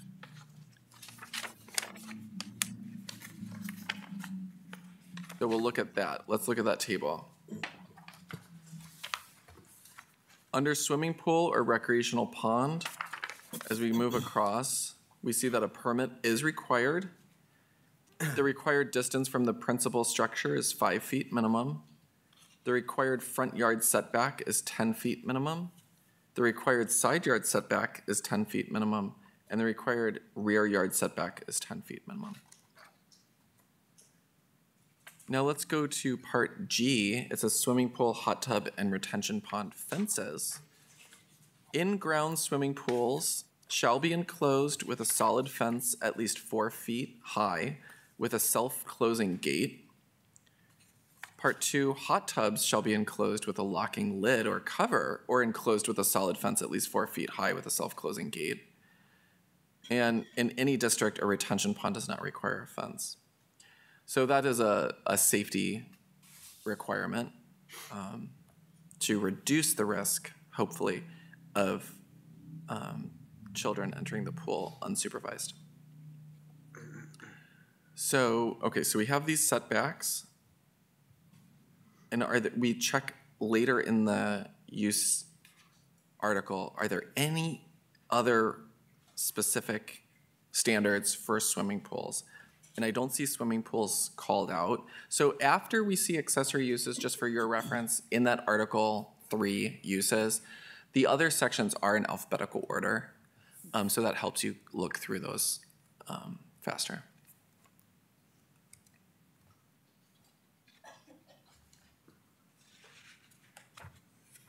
The next step is to consider administration and procedures article for details on permits and variances. So under that table that we just looked at that talked about the setbacks, it did say that a permit was required for a swimming pool. And so you would be needing to get a zoning permit. Oh, thank you. Heather reminded me, when we were looking at the R1 zone, it did have a maximum lot coverage. So we need to make sure that with the addition of a pool and potentially the pool decking or patio around it that may be installed concurrently with the pool installation, that they're not going to exceed that maximum lot coverage.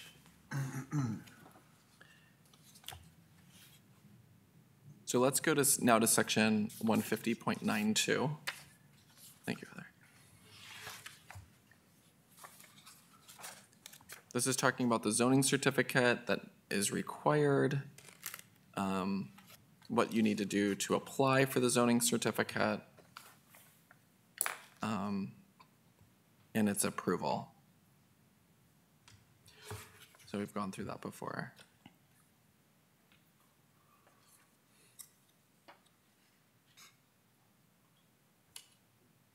Actually, there's...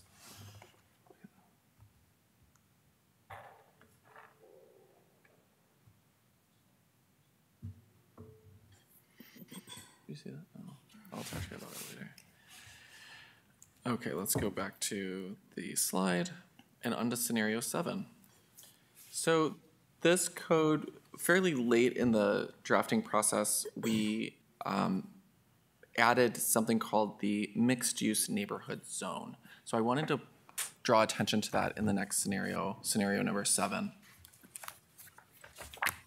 This is an area on the western side of town. This is, I just called it out here, this is Worcester and Ridgewood. So let's first say they wanted to rebuild one of the buildings. We would want to research first the district-specific standards. So we would go to section 150.28. That's where the MUN zone is. 150.28. Mixed-use neighborhood zone. We see there the intent. We see the table of lot and building standards. We see that if they're going to rebuild a building, they're going to need to comply with these setbacks. In this zone, it's fairly lenient with the setbacks. So the front yard setback is 0 feet minimum. Side yard setback is 0 feet minimum if not adjacent to residential use, or 10 feet minimum if adjacent to a residential use. The rear yard setback is 20 feet minimum. The structure height is allowing up to 45 feet, and the lot coverage allows up to 80%. So it's a pretty relaxed district compared to, like, say, R1 or R2. And then number 2, we want to research district-specific design standards. So most districts or zones do not have design standards. However, the MUN zone is one of them that does. And that's called out in section 150.28D, design standards.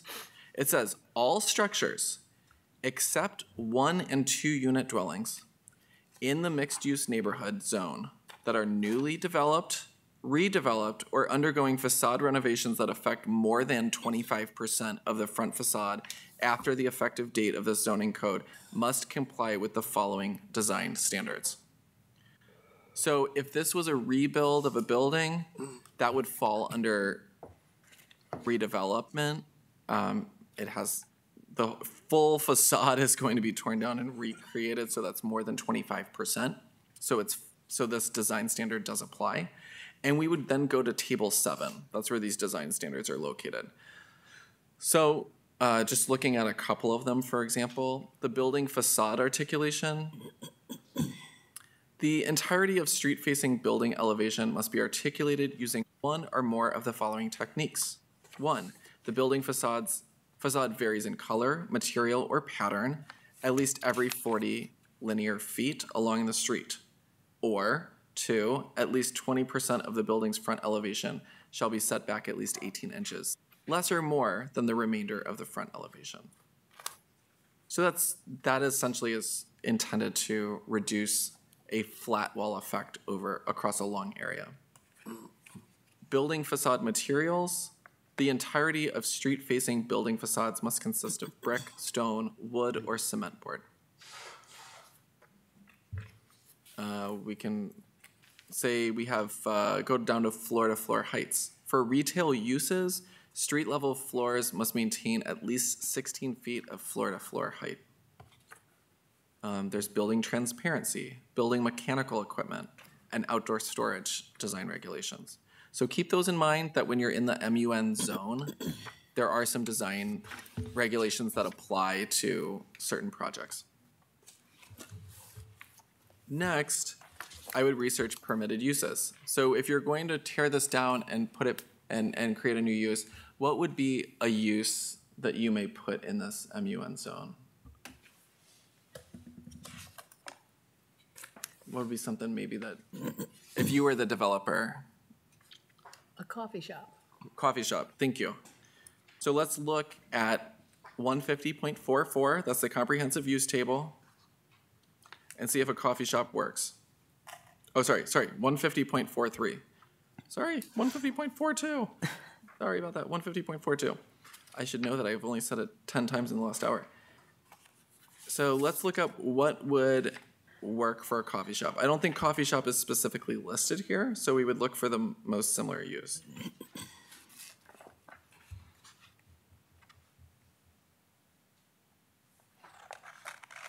Anybody have one?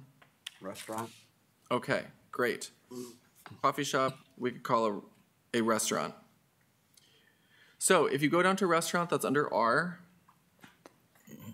alphabetical order on that table. and you go over to the MUN zone, we see a P. Okay, so great. So your coffee shop is listed as permitted as a restaurant in the MUN zone. Great. So we looked that up.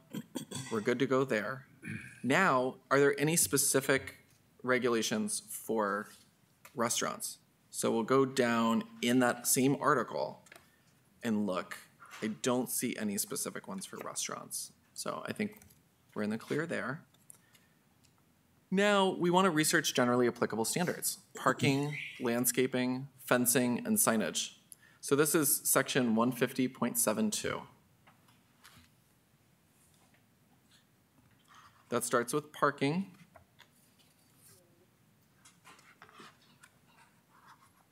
So you could go through those regulations. This particular one is not fronting Wooster Street or Main Street, so we don't have to worry about those. But know that there are specific standards for lots fronting Wooster Street or Main Street.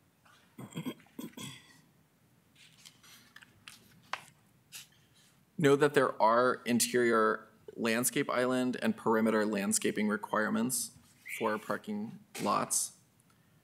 I don't know if they're reconstructing their parking lot there. We also have requirements for bicycle parking, loading and unloading facilities. If there are drive-throughs for your coffee shop, if you're going to have a drive-through feature, you would need to look at those regulations. Street trees, we already went over street trees. That redevelopment needs to be planting street trees every 40 feet, and fences and buffering. So in this particular one, we're in the MUN. If we go to the buffering table, this is under section 150.80. Say we're in the MUN zone and we're actually next to a zone that is R1, which could be the case. According to that table, we would have to install an S-type buffer. And an S-type buffer means a small buffer. A small buffer, according to 150.80, shall consist of a strip of land adjacent to the boundary of two zones or districts. The strip of land shall be 10 feet in depth. The strip of land shall be planted with at least 3 canopy or evergreen trees per 100 feet of length, at least 2 ornamental trees per 100 feet of length, and at least 10 shrubs per 100 feet of length. So this is creating a buffer between what would be a commercial use of that coffee shop and a residential use in the R1 zone. It's to minimize the, if there was noise or light associated with that use to the residential area. So it's always worth, if you're on the edge of a district, it's worth looking at this table to see if there's a buffering requirement. I'd also like to go into sign regulations. So if you go down to 150.82, maybe the coffee shop that you're developing, of course, you're going to want to put a sign out front telling people to come to your coffee shop. So sign regulations, 150.82, goes through some different regulations. We don't have to go through all of them. However, I do want to call out some specific elements. So part F under sign regulations says no off-premise sign shall be permitted. G, electronic message center and changeable copy. So these are becoming more and more prolific across the United States. And so there's specific regulations here for those electronic message center signs. An electronic message center shall not have any element that imitates motion, blinking, swiping, or changes in intensity. Copy changes must have a static hold time of at least 10 seconds. And an electronic message center may not have a brightness of more than 0.3 foot candles above ambient lighting conditions when measured at the appropriate distance from the sign. The brightness shall be measured using an illuminance meter and shall be measured a distance from the sign equal to the square root of 100 times the sign area. So that's what's considered the appropriate distance. And then 4, no electronic message center sign shall be permitted in the residential or pedestrian residential district. So we talk about how sign area is calculated in part H. And then we have regulations for different types of signs as you go through, like I, J, K, L, etc. We then illustrate those signs in part 150.83, so to give examples of what those look like. And then we have the sign regulations in table format. So 150.84, we have those sign regulations. And if you go down in table 150.84, go down to the mixed use neighborhood, the MUN zone. Everybody can find that. This is table 28. You'll see that in that zone or district, the sign types permitted. We have a bunch of different sign types permitted, but a lot of them have an asterisk. What is an asterisk? Well, in the bottom of the table, there's a cap or some notation, and it says that an asterisk indicates that such sign type is not permitted on lots with 1 unit dwellings or 2 unit dwellings. So that's good to keep in mind. Even though these are allowed, they're not allowed for 1 unit dwellings or 2 unit dwellings. The maximum number of signs for this new build would be 3. The sign area per individual sign, so for each of those 3 individual signs, for non-residential uses, for our coffee shop, we have 68 square feet max, or you have to do a little bit of math here, the width of the building front plus 10 square feet max, whichever is less. And then for the total sign area, when you add all 3 signs together, or all 2, for non-residential uses shall not exceed 136 square feet. So we can put up our coffee shop sign there. Nolan, I've got a question. Yes. I have sort of an idea, but I'm not sure if I fully understand the difference between the mixed-use neighborhood and the pedestrian residential district. Yeah, so they're, in terms of the differences in regulations or the differences in where they're mapped? How do you determine which it is? They both talk about a combination of residential and commercial uses. The determination would just be made based on the zoning map as it's mapped now. Are you saying in case there was? Well, I guess the district has to be within that specific geographical area that is designated, where the mixed-use neighborhood could be here or there or anywhere if the right conditions existed. If you were going through a remapping process? They're defined on the map. Yeah, so right now those areas are mapped and that was adopted by council. So the map is established as is, however, the map can be amended, of course. So in this code, right, we have zones and districts. The idea with those, and was not to confuse, the idea was that zones would be, the idea was those are mapped in different areas across town that are not necessarily related to each other in a, by a recognized kind of like. Yeah, you could have multiple mixed-use neighborhoods that aren't contiguous to each other. Correct. And you could do the same really for a district. The idea was that you wouldn't for a district, but you could. There's nothing in this document that prohibits that. So if you have 2 disconnected, if you have pedestrian residential and you want to map it in a non-contiguous area with the other pedestrian residential, there's nothing in this code that says that you can't. The idea was that you wouldn't, but that was just the concept going in. I do want to point out something you haven't mentioned. So page 40 and 41 are my favorite tables because it compares the zones and districts, and it summarizes the building regulations, so lot area minimum, lot width, front yard, etc. So that will give you an idea of MUN versus PR if you wanted to look at that, and then same with the use table. But I was just pointing out those are my favorite tables. Yeah, thank you, Heather. I'm going to repeat that just to make sure that people online hear that. So Heather pointed out that section 150.39, these are some summary tables, and those summarize all of the zones and districts, their lot regulations, setbacks, coverage, or lot coverage, heights, etc. We could have watched this online. Okay, so we went through, we're making our coffee shop, we went through, we put in the signs. And then what would be the next process here?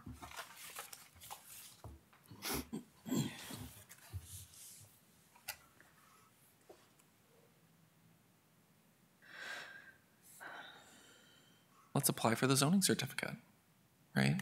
So we'd apply for that zoning certificate. We're using a permitted use, everything checks out, and then we go ahead and go through with it. Okay. I also just wanted to touch a little bit more on ADUs. We talked about ADUs before, but we were talking about ADUs in the context of an R2 zone where they were conditional. Under the R1 zone, if we look at part 150.42, that's the big table, the use table. We can see that in the R1, they're actually listed as P permitted. So accessory dwelling units, they're at the very top of the use table. They're permitted in the R1, conditional in the R2, permitted in the MUN, and conditional in the pedestrian residential. So just wanted to show that. We did go over some of those regulations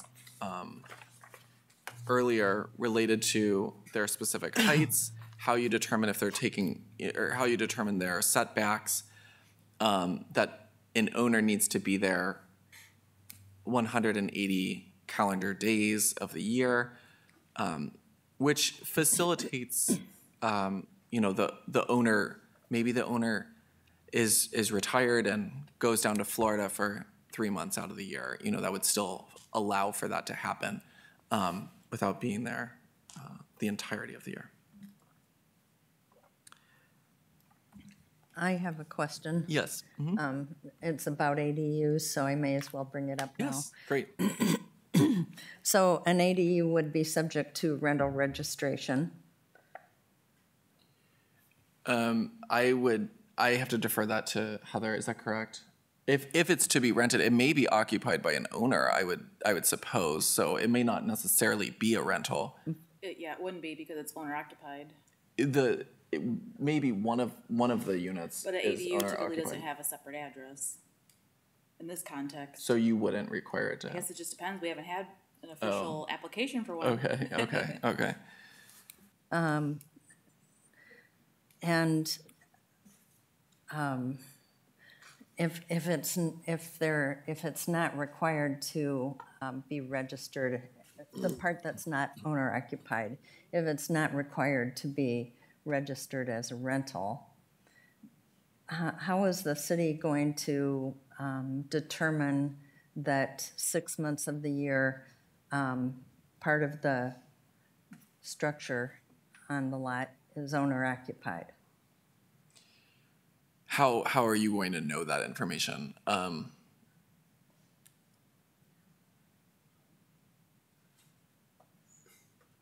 would say that it's hard to know, right? And so it's a standard that's there. I will say that when I draft these codes, I recognize that I always am trying to make the standards enforceable. Because if you don't have standards enforceable, then they're probably enforced unevenly. But this particular one we thought was important for Bowling Green. And so I don't know how that would be, they would have to attest to being there. Right. I mean, something we would do is we write it on the condition of the permit, that exact phrase. Another thing we do is have people sign off that they will meet all those conditions listed in that section. There's ways we can do it, for sure. Yeah. Were you able to hear that? Mm-hmm. Okay, thank you.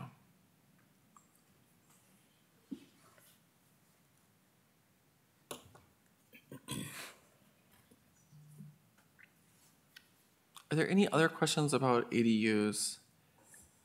This is something that's new. This is something that's emerging. kind of in a lot of communities across the country. So we thought it was important to have in this code. Thank you for your question.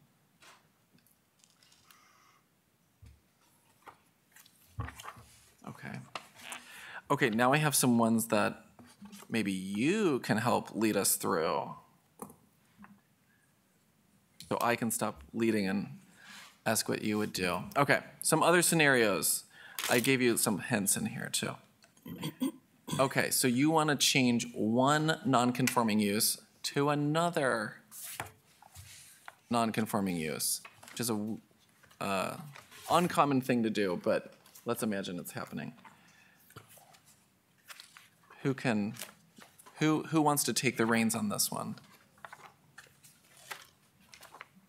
and read that section? Well, you'd look at Article 5, nonconformities. Okay, Start with, I would very good. Article 5, nonconformities. And then if you look at extension of non-conforming buildings and uses.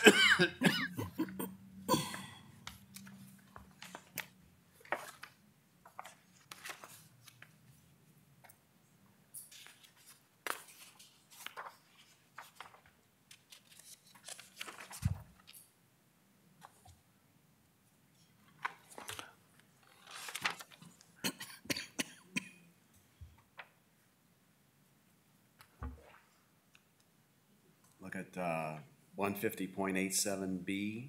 150.87B.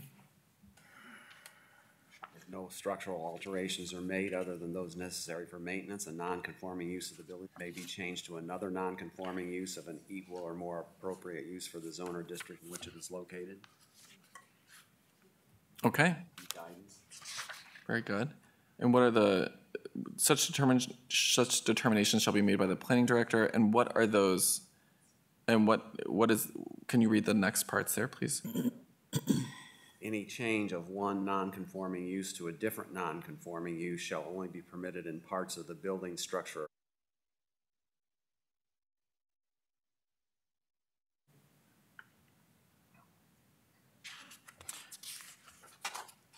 Great. And any findings made by the Zoning Board of Appeals shall be made in a public hearing using procedures and requirements set forth in the zoning code. Great. So there is the possibility that you can change one non-conforming use to another. Again, this doesn't come up a lot, but it could. And that determination shall be made by the planning director and may be referred to the Zoning Board of Appeals for interpretation. So it may come up to the Zoning Board of Appeals.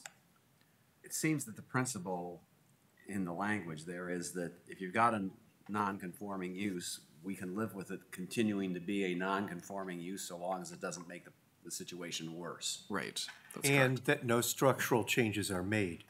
So you could not take a building that had been a large club, for example, without bedrooms, and turn it into an apartment house.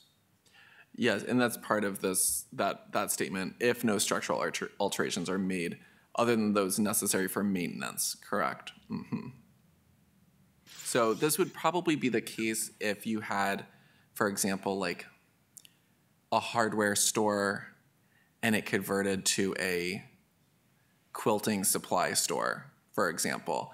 Or you had a barbecue place that converted to a coffee shop, you know, where you're not making structural alterations because they're pretty similar enough that you wouldn't need to do that, right?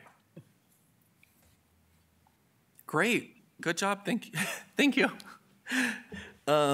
Next, my other scenario here, somebody wants to install a storage shed, and this is we'll imagine this is in a residential neighborhood. They want to put in a shed because they're gonna put tools and pots and some rakes in there. Where would we go? Who can I call on? How big is the storage shed? Ooh, why don't you make it up? You tell me. 99 square feet. Okay, very good. Yes, okay, now tell me what to do. This is a 9 by 11 storage shed. Yes. Good. That does count as an ADU, doesn't it? Accessory use. It counts as an accessory use, but it wouldn't be an ADU because that would be the dwelling. So no one's going to live in here. So we would check to see if it were permitted or conditional in the zone, whatever Right. zone it was in. And for most accessory, I just want to let you know this, most accessory uses are not going to be found in that comprehensive table because they're called out under the accessory uses section as accessory uses are permitted in any zone or district unless otherwise specified. So because it says unless otherwise specified, accessory dwelling uses are in the table with a lot of blanks, meaning it's otherwise specifying that they're not permitted, but most of the other ones are just default permitted. So under 150.44C, a zoning permit would not be required for this. Right, good job. So he is pointing out that under 150.44C, a zoning permit is required for any accessory use that occupies an accessory structure of more than 100 square feet. This is a 9x11 shed. No zoning permits required. Very good. What else do we have to consider? Still has to meet the setbacks. Setbacks. Very good. And those are in the table in that same section. So we see garage, swimming pool and recreational pond, and then other. The question is the accessory use functionally attached to a principal structure? No, it's gonna be out in your yard. So we follow that across. Is the accessory use 100 square feet or less? Yes, it is. So we have a maximum height of 18 feet. There's no permit required. The required distance from the principal structure doesn't apply. There's no front yard setback that applies, no side yard setback applies, no rear yard setback that applies there. So if you didn't make the shed too big, you could put it right on the property line? I guess so, according to this.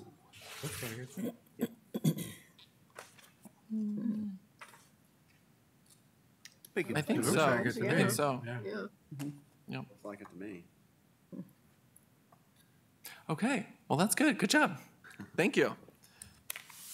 Okay, another scenario here. It is 8:19, so I'm keeping an eye on time here. I'll get through these two scenarios by 8:30, and then we'll have questions. So the next thing is backyard chicken. Somebody says, "Oh, I want chickens. Do I need a permit? What do I need to do?" I don't know if you have enough time in the evening. Oh, okay, maybe, okay. Well, I'll just, let's skip on to the next one. Outdoor display. So somebody wants to put up an outdoor display. Say they're you have a convenience store and they want to put up an outdoor display of some t-shirts, for example. Let's do that one, outdoor display.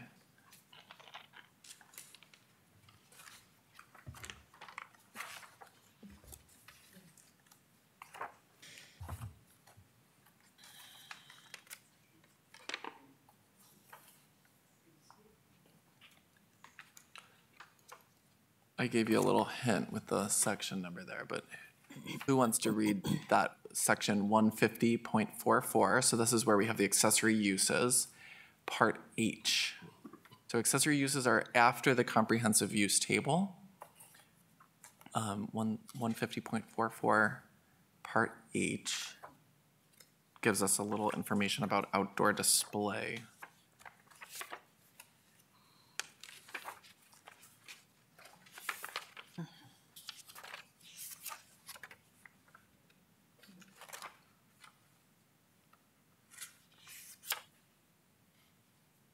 Well, it's, it says it's pretty short in part H there. The outdoor display of commercial equipment, materials, or products for sale or rent is prohibited unless the outdoor display is set back from the front lot lines a distance equal to the minimum front yard setback required for that zone or district.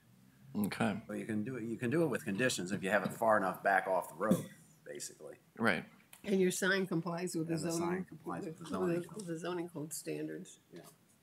Yep, very good. Okay, so if they wanted to put those T-shirts out, they would need to make sure that they were set back the minimum distance required for a structure in that. Would that consider, would it allow parking a car up on blocks back far enough?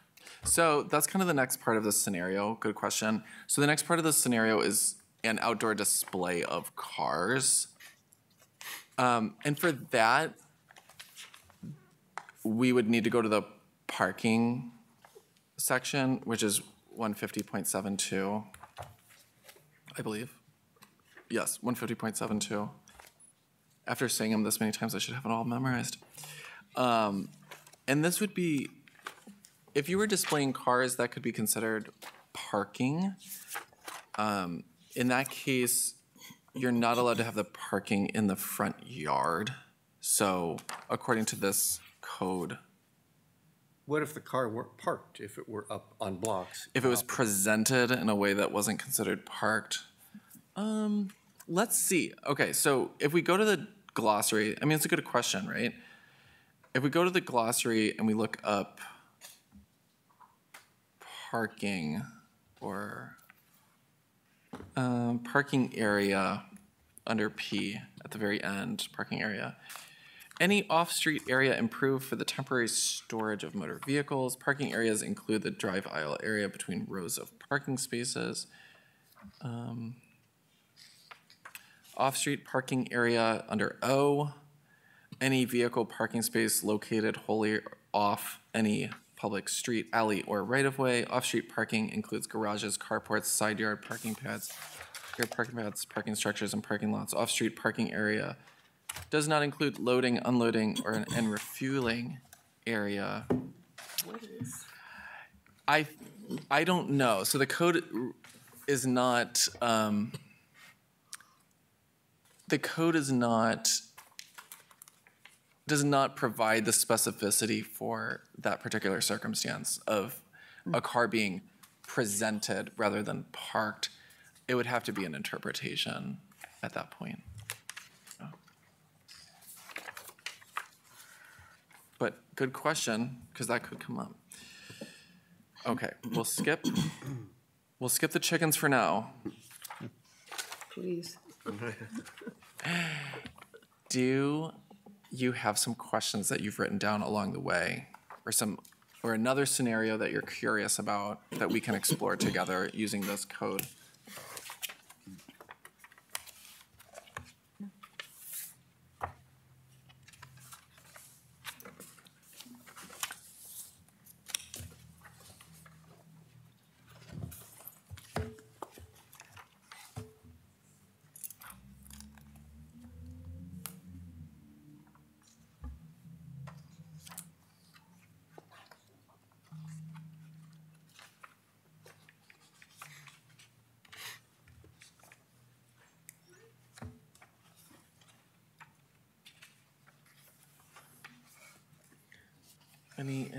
Any questions? Anybody?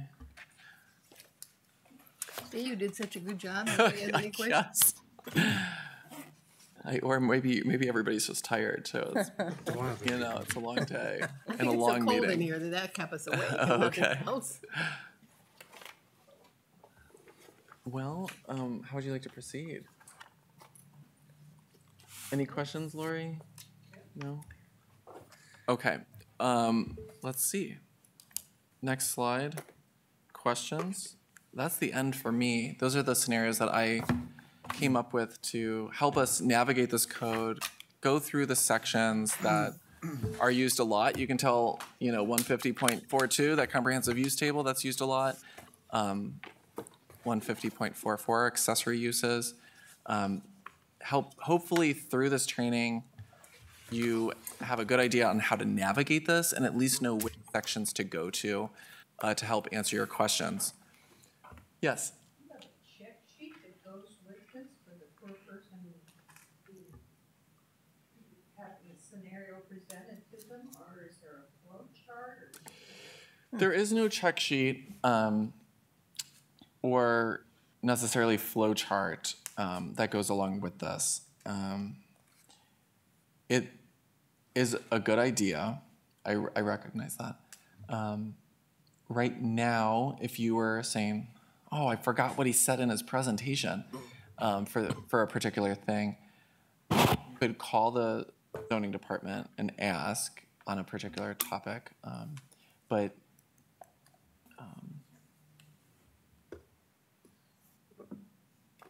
this presentation too, if you forget any of these, this presentation and the steps should be archived as a video. So that could help.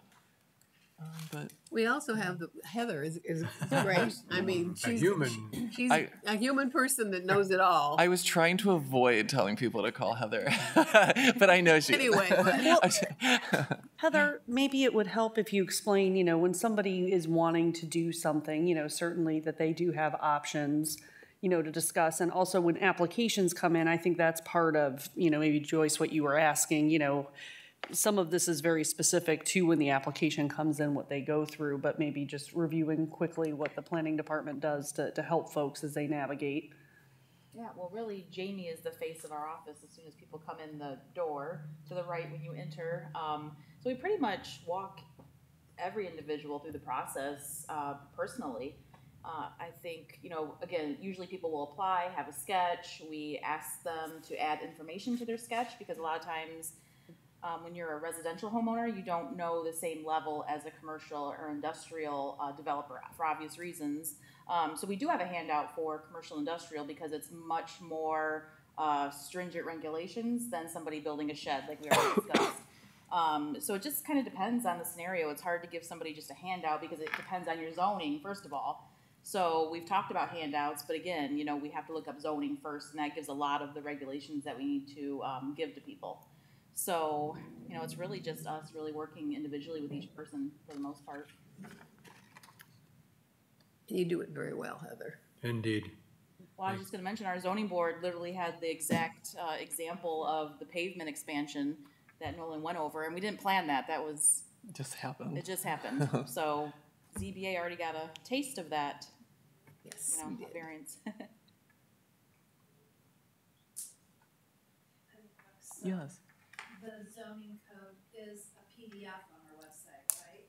So that means it's searchable. So if there's something you're specifically, there's a specific term you would want to search for, you can search for that. It's going to take you every place in the plan where it's. The whole code that the city has a link to is searchable as well. That's searchable as well. I'm not sure everybody would do that, but. Yeah, so I'm gonna repeat, that was a great suggestion, and I'm going to repeat that just so the recording has it. So the question was, is there a flow chart that helps people navigate through this document? And the answer was no, there unfortunately is not one. The rationale is that each case is fairly specific in its zone. There's a lot of different nuances with each lot. Hopefully this presentation helped kind of know where to look, but going to the planning department and talking to the staff there is a great recommendation. And then another recommendation is when you have the code up, whether you're pulling up the PDF or the AmLegal Code of Ordinances, which includes all of the ordinances in Bowling Green, both of those are searchable. So if you're on the PDF, you can use the hold down Control and click F, and it should open up a dialog box, and you can type in, say, accessory dwelling, or you could type in trees or street trees, and it would pick up any place in the code that had that exact text. So you need to make sure you're spelling it right and you have the right spacing. The other way is on the AmLegal site, there's a search bar at the top of the screen that you can use to search through not just the zoning code, but all of the codes in the city. Thanks for that suggestion. That was great. Well, if there are no further questions, I can stay here for another bit of time if you want to come up and ask questions. Otherwise, thank you so much for your participation. Thank you to all of you who are informed or better informed citizens now after this meeting. And thank you for all of those who are supporting and serving your communities on boards and councils and commissions.